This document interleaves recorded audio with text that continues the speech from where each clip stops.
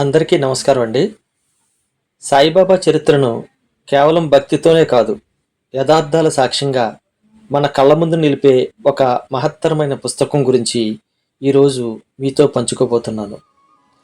1918 సెప్టెంబర్లో ప్రింట్ అయ్యి శ్రీ సాయిబాబా వారి ప్రత్యక్ష సన్నిధిలో ఆవిష్కరించబడి ఆ తర్వాత 10 సంవత్సరాలకు కనిపించకుండా పోయి దాదాపు 106 సంవత్సరాల తర్వాత అంటే 2024లో వెలుగులోకి వచ్చిన గ్రంథం.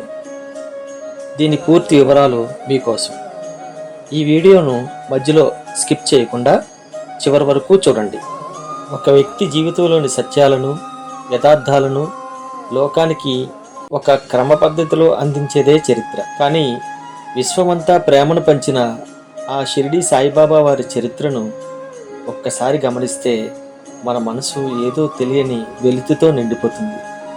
బాబా జీవితంలో వెలుగులోకి రాని అద్భుతాలు ఎన్నో, లోకానికి తెలియని సత్యాలు మరెన్నో.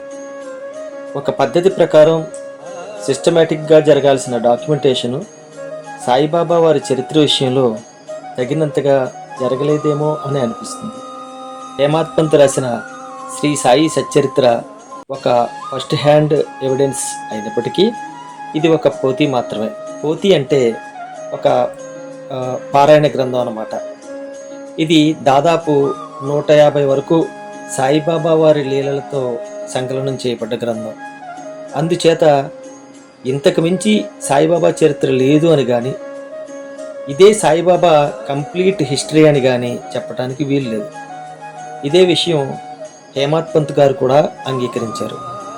ఆ విధంగా మనం సచ్చరిత్రలో ప్రస్తావించని సాయిబాబా వారి చరిత్రకు సంబంధించిన విషయాలను వేర్వేరు ఫస్ట్ హ్యాండ్ సోర్సెస్ నుంచి వెతకాల్సి ఉంటుంది.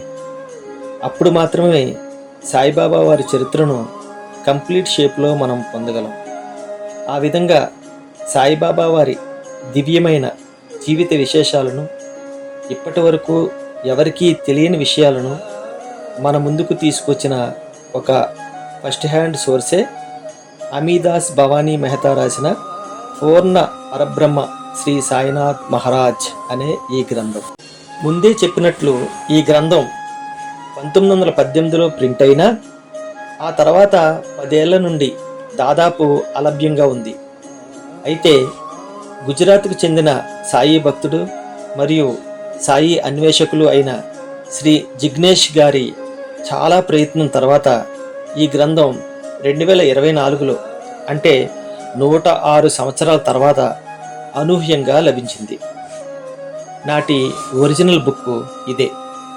ఈ గ్రంథ అనువాదకులకు లభించటం, ఆ తర్వాత గుజరాత్ భాషలో వ్రాయబడిన ఈ గ్రంథాన్ని తెలుగు భాషలోకి అనువదించటం జరిగింది. ఇక ఈ గ్రంథ అనువాదకుని విషయానికి వస్తే శ్రీ పర్ణ విజయ్ కిషోర్ గారు. వీరు శ్రీ సాయిబాబా చారిత్రక పరిశోధకులు. శ్రీ సాయిబాబా వారి చరిత్రలో ఇంతవరకు వెలుగు చూడని ఎన్నో విషయాలను సాయి భక్తకోటికి తన రచనల ద్వారా అందిస్తున్నారు. దీక్షిత్ డైరీని తెలుగులోకి యథాతథంగా అనువదించి మొట్టమొదటిసారిగా సాయి భక్తులకు గ్రంథ రూపంలో అందించారు. సాయి స్మరణ అనే సిరీస్లో భాగంగా వీరు ఇంతవరకు దీక్షిత్ డైరీ, దాసుగను, క్షేమ, రాధాకృష్ణమాయి, శ్రద్ధా సబూరి, మహిల్సాపతి, నానా చందోర్కర్, బాలాసాహెబ్ బాటే వంటి చారిత్రక పరిశోధనా గ్రంథాలను రచించి తెలుగువారికి అందించారు. అంతేకాకుండా సాయి స్మరణ అనే డిజిటల్ మంత్లీ మ్యాగజైన్ ద్వారా సాయిబాబా వారి చరిత్రకు సంబంధించిన ఎన్నో విషయాలను వెలికితీస్తూ సాయిబాబా వారి లీలలను, సాయిబాబా వారి బోధనలను సాయి భక్తికోటికి అందిస్తున్నారు. ఈ అమీదాస్ భవానీ మెహతా వారి అసలు పేరు అమృతలాల్. వీరు గుజరాత్లోని భావానగర్కు చెందిన బ్రాహ్మణుడు. వీరు పూజించే కృష్ణుడి ఫోటోలో బాబావారు మొదటిసారిగా వీరికి దర్శనమిచ్చారు. ఆ తర్వాత ఇతడు 1914లో షిరిడి వెళ్ళి బాబా లీలలను పొందిన అదృష్టవంతుడు. బాబావారు ఈ అమీదాస్ యొక్క ప్రవర్తన చూసి చాలా ప్రేమించేవారు. షిరిడీలో ఎవరైనా అనారోగ్యంతో ఉంటే బాబావారు వారిని అమీదాస్ వద్దకు పంపించేవారు. అమీదాస్ చాలా సంతోషంగా ఆ అనారోగ్యంతో ఉన్న రోగులకు సేవ చేసి వారికి స్వస్థత చేకూర్చేవారు. బాబా గారి సమక్షంలో షిరిడీలోనే చనిపోవాలని ఈ అమీన్దాసు కోరుకునేవాడు. వీరు కోరుకున్నట్టే వీరి చివరి శ్వాస 1923లో షిరిడీలో జరిగింది. వీరి సమాధి ముక్తారాం సమాధి ప్రక్కన చేయబడింది.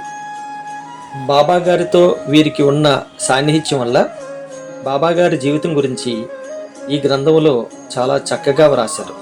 అమీదాస్ గ్రంథ పీఠికలో ఇలా అంటాడు: నేను బాబా యొక్క ప్రత్యక్ష అనుమతితో ఈ చిరు గ్రంథాన్ని ప్రచురిస్తున్నాను. తద్వారా గుజరాతీ ప్రజలు ఈ గ్రంథాన్ని పఠించి బాబా గురించి తెలుసుకుని బాబా దర్శన భాగ్యాన్ని పొందాలని కోరుకుంటున్నాను. బాబా యొక్క అనుమతితో మరాఠీ భాషలో ప్రచురించబడిన పుస్తకం నుండి బాబా గురించిన పరిచయ వృత్తాంతాన్ని మరియు లీలలను సేకరించి వాటితో పాటు నా స్వీయ అనుభవాలను మరియు నా పాత మిత్రుల నుండి సేకరించిన కొన్ని అనుభవాలను జోడించి ఈ చిరు గ్రంథాన్ని సిద్ధం చేయటం జరిగింది. ఈ గ్రంథంలోని అన్ని సంఘటనలు జరిగినవే అనే విషయాన్ని ప్రస్తుత సందర్భంగా పాఠకులందరికీ తెలియజేస్తున్నాను. ఈ గ్రంథంలో ఈషన్మాత్రమైన అసత్యం లేదు, సరికదా? అలా అసత్యపు అనుభవాలను ప్రచారం చేయడం ద్వారా ఎటువంటి స్వార్థపు ప్రయోజనాలు పొందాలనే ఉద్దేశం నాకు అనుమాత్రం కూడా లేదు. ఇక్కడ మరో విషయం కూడా చెప్పాలి. అమీదాస్ ఎంత ఖచ్చితమైన వ్యక్తి అంటే సాయిబాబా వారి లీలలు నిజంగా జరిగినాయని చెప్పడానికి సంబంధించిన భక్తుల యొక్క ఉత్తర ప్రత్యుత్తరాలు అన్నీ సంస్థానంలో నేటికీ భద్రంగా ఉన్నాయని మరో చోట పేర్కొంటాడు. బాబా వద్ద నిత్యం కూర్చుని ఉండే ఎవరైనా భక్తుడు ప్రతిరోజు బాబా వద్ద జరిగే లీలలను కొంచెం వ్రాసే కష్టాన్ని ఓర్చుకుని గ్రంథస్థం చేసినట్లయితే అది పెద్ద గ్రంథమే అవుతుంది. కానీ భక్తుల దురదృష్టం ఏమంటే అపూర్వమైన అగాధమైన అటువంటి బాబా లీలలు సంపూర్తిగా గ్రంథస్థం కావటం లేదు అని వాపోతాడు. వీరి ఆవేదనకు అర్థం ఉంది. ఉదాహరణకు శ్రీ రామకృష్ణ పరమహంస సంభాషణలు మరియు దైనందిక జీవితానికి సంబంధించిన అంటే డే టు డే వివరాలను శ్రీ మహేంద్రనాథ్ గుప్తా చాలా డీటెయిల్డ్గా వ్రాసి భవిష్యత్ తరాలకు అందించాడు. కానీ సాయిబాబా వారి విషయంలో అలా జరగలేదు. బాబావారికి సంబంధించిన ఎన్నో విషయాలు, వారు చూపించిన ఎన్నో లీలలు చరిత్రలోకి రాకుండా పోయాయి. ఇక ఈ గ్రంథం విషయానికి వస్తే హేమాత్ పంత్ గారు శ్రీ సాయి సచ్చరిత్రలో 2వ అధ్యాయంలో దీని గురించి ప్రస్తావించారు. గుజరాతీ భాషలో వ్రాయబడిన ఈ గ్రంథం 66 పేజీల ఒక చిరు గ్రంథం. ఇందులో ఎన్నో విషయాలను అమీదాస్ మెహతా ప్రస్తావించారు. ప్రతిరోజు 3 సార్లు జరిగే బాబా యొక్క దర్బారు గురించి చక్కగా వివరిస్తూ కళ్ళకు కట్టినట్లు వర్ణించారు. అలాగే చావడి ఉత్సవం గురించి అద్భుతంగా వర్ణించారు. ఆ ఉత్సవంలో ముందు గుర్రం, ఆ వెనుక భజన బృందం, వాయిద్యకారులు నడుస్తారు. ఆ సమయంలో బాజా భజంత్రీలు, శంఖనాదం, భక్త బృందం ఆలపిస్తున్న భజన మరియు వారి భక్తి పారవస్యపు నేపథ్యంలో బాబా ఎంతో ప్రశాంతంగా, శక్తివంతంగా, ఆనంద స్వరూపుడుగా బాసిల్లేవారు అని వర్ణించారు. మొత్తం మీద చూస్తే ఇందులో 28 సాయిబాబా వారి లీలలు, 15 ఊదీ లీలలు క్లుప్తంగా చెప్పబడ్డాయి.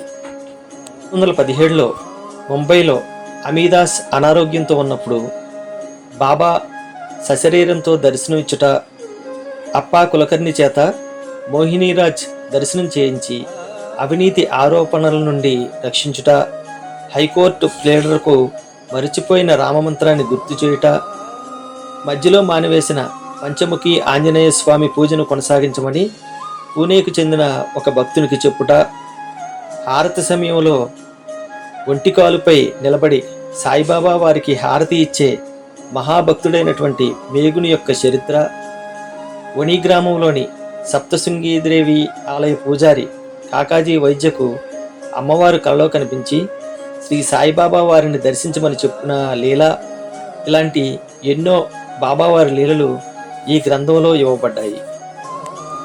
ఇటువంటి మహత్తర గ్రంథాన్ని తెలుగువారికి అందించిన సాయి అన్వేషకులు శ్రీ జిగ్నేష్ గారికి, సాయిబాబా చారిత్రక పరిశోధకులు శ్రీ విజయ్ కిషోర్ గారికి మన ఛానల్ తరపున ధన్యవాదాలు తెలుపుతూ, సాయి బంధువులందరికీ ఒక విన్నపం. ఈ గ్రంథం ప్రతి సాయి భక్తుని వద్ద ఉండాల్సిన గ్రంథం, తప్పనిసరిగా చదవాల్సిన గ్రంథం. అందుచేత కుదిరితే ఈ పుస్తకాన్ని తెప్పించుకుని తప్పనిసరిగా చదవండి. లేకపోతే ఈ గ్రంథం డిస్క్రిప్షన్లో ఇచ్చాము, డౌన్లోడ్ చేసుకుని చదవండి.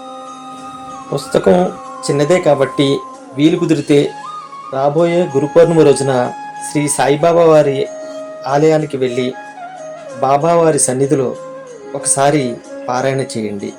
అది ఎంతో మంచిది. సాయి బంధువులకు మరో చిన్న విన్నపం. ఈ గ్రంథం గురించి ఎక్కువ మంది సాయి బంధువులకు తెలియజేయాలి. అందుకోసం మీరు తప్పనిసరిగా ఈ వీడియోను లైక్ చేయండి, సాధ్యమైనంత ఎక్కువ మందికి షేర్ చేయండి. బాబావారిపై జరుగుతున్న అసత్య ప్రచారాన్ని అడ్డుకోవడానికి మన వంతు బాధ్యతను నెరవేర్చండి. అలాగే మీ అభిప్రాయాన్ని కామెంట్ ద్వారా తెలియజేయండి. సాయి బంధువులందరికీ గురు పౌర్ణిమ శుభాకాంక్షలు తెలియజేస్తూ మరో వీడియోతో మళ్ళీ కలుద్దాం. జై సాయిరామ్, జై భారత్.